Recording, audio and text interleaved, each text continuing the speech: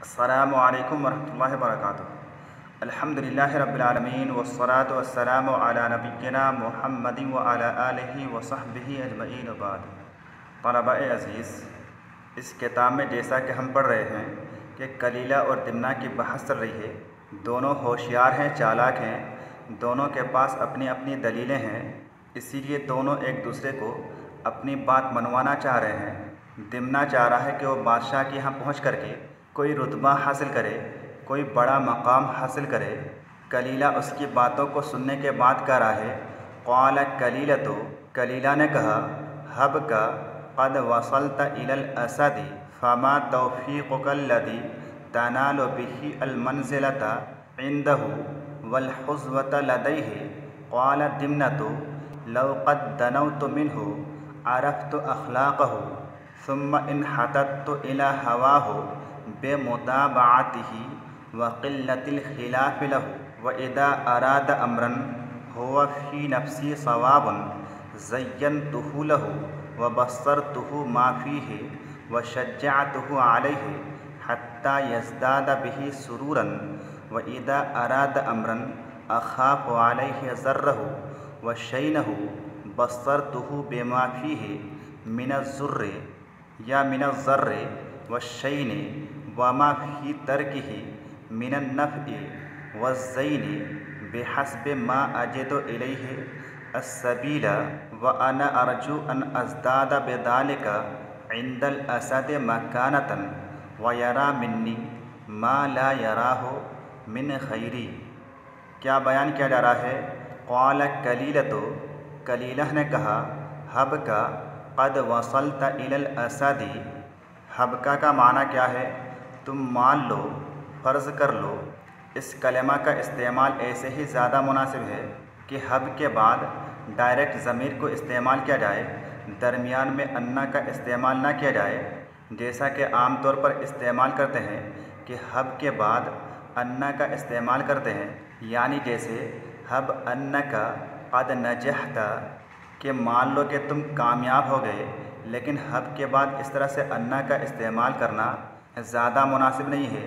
حب کا قد وصلت الی الاسد، کہ تم مان لو کہ تحقیق کہ تم پہنچ گئے الی الاسد، شیر کے پاس۔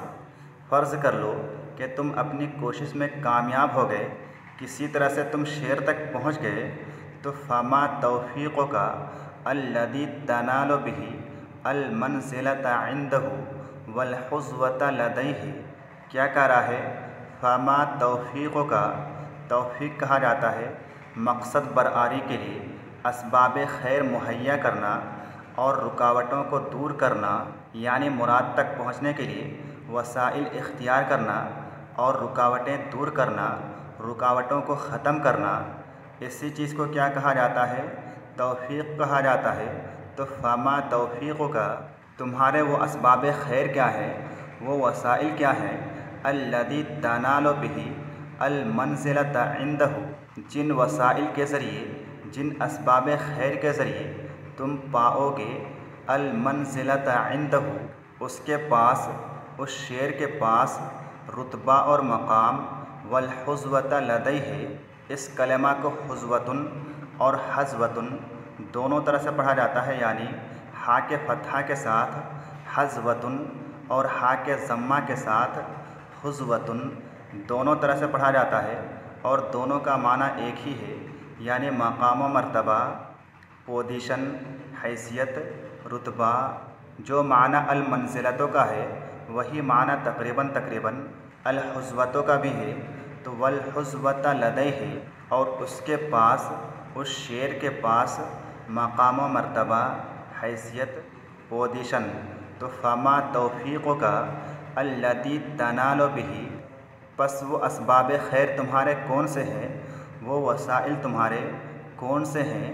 الذی تنال به، جن اسباب خیر کے ذریعے، جن وسائل کے ذریعے تم پا سکتے ہو المنزلۃ عنده، اس کے پاس مقام و مرتبہ، والحظوۃ لدیہ، اور اس کے پاس حیثیت، پوزیشن۔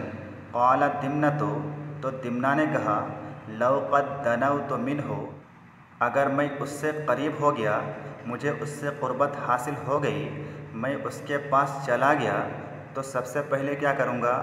अरफ़्तु अख़लाक़हु, तो अव्वलन मैं उसके अखलाक को पहचानने की कोशिश करूँगा कि उसके अखलाक कैसे हैं, उसकी आदतें कैसी हैं, उसके नेचर कैसे हैं। सुम्मा इनहतत्तु इला हवाहु इनहत्त यनहत्तु इनहितातन, नीचे उतरना, गिरना। तो सुम्मा इनहतत्तु इला हवाहु, फिर मैं उसकी ख्वाहिश की तरफ नीचे उतरूँगा। मैं उसकी ख्वाहिशात को पहचानने की कोशिश करूँगा। किस तरह से? बेमुताबाअतिही, उसकी मुताबात करके, उसकी इत्तिबा करके, उसकी पैरवी करके। व क़िल्लतिल ख़िलाफ़ि लहू, और उससे कम इख्तिलाफ़ करके, वो जो कहेगा उस पर हाँ से हाँ मिला करके, उससे इख्तिलाफ़ किए बगैर उसकी आदतों को और उसकी ख्वाहिशात को मैं पहचानने की कोशिश करूँगा कि हकीकत में ये शेर किन चीज़ों की तरफ राग़िब है, कौन सी चीज़ें चाहता है और किन चीज़ों से इससे नफ़रत है, किन चीज़ों से ये दूर रहना चाहता है। व इदा अराद अमरन हुवा फ़ी नफ्सी सवाबुन, और जब वो किसी ऐसी चीज़ का इरादा करे, कोई ऐसी चीज़ का मुतालबा करे, किसी ऐसी चीज़ को अंजाम देना चाहे, हुवा फ़ी नफ्सी सवाबुन, जो चीज़ मेरे नज़दीक अच्छी हो, जो मुझे पसंद आए, तो मैं क्या करूँगा? ज़य्यनतुहु लहू, तो मैं उस चीज़ को उसके लिए मुज़य्यन कर दूँगा, आरास्ता कर दूँगा। मैं उसके लिए उस चीज़ को बहुत ही ज़्यादा मुज़य्यन करके, खूबसूरत बना करके पेश करूँगा। व बस्सरतुहु मा फ़ीहि, और उस चीज़ के अंदर जो फ़वाइद हैं, जो अच्छाइयाँ हैं, जो खूबियाँ हैं, उन चीज़ों को मैं उसे दिखाऊँगा। व शज्जअतुहु अलैहि, शज्जअ युशज्जिउ तशजीअन, हौसला अफजाई करना, आमादह करना, किसी चीज़ पर उभारना। तो व शज्जअतुहु अलैहि, और मैं उसे उस चीज़ पर आमादा करूँगा, उभारूँगा, उस चीज़ की हौसला अफजाई करूँगा।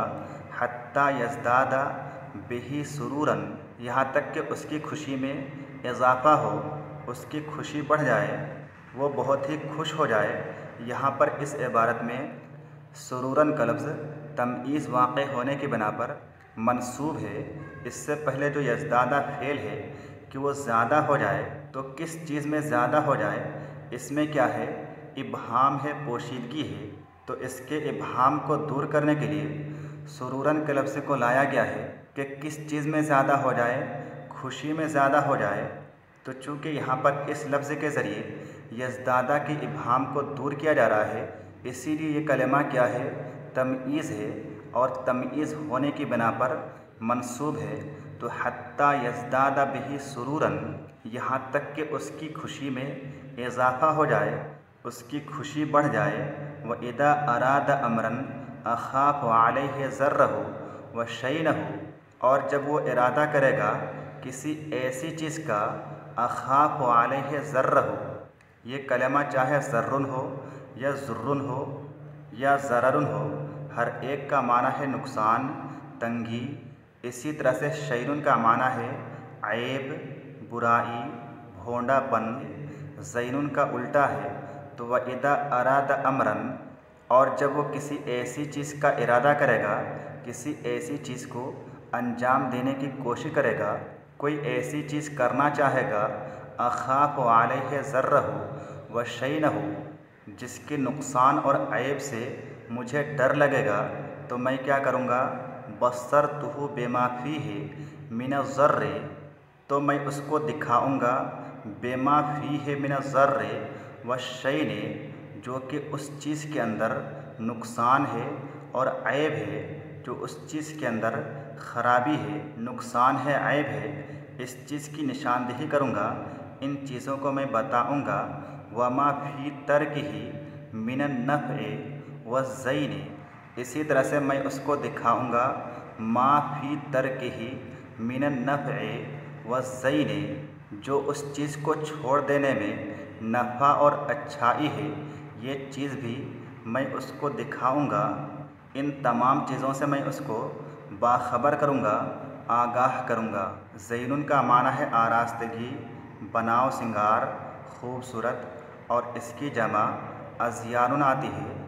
بحسب ما اجد الیہ السبیل، اس چیز کے مطابق، ما اجد الیہ السبیل جو کہ میں اس تک راستہ پاؤں، جو بھی اس تک پہنچنے کے لیے میں راستہ پاؤں گا، جو راستہ بھی مجھے اس تک پہنچنے کے لیے ملیں گے، اسی کے مطابق میں یہ تمام افعال انجام دوں گا، میں کروں گا۔ تو بحسب ما اجد الیہ السبیل، اپنی وسعت کے مطابق اس تک پہنچنے کے لیے جو بھی راستے مجھے ملیں گے میں اپناؤں گا، میں اختیار کروں گا۔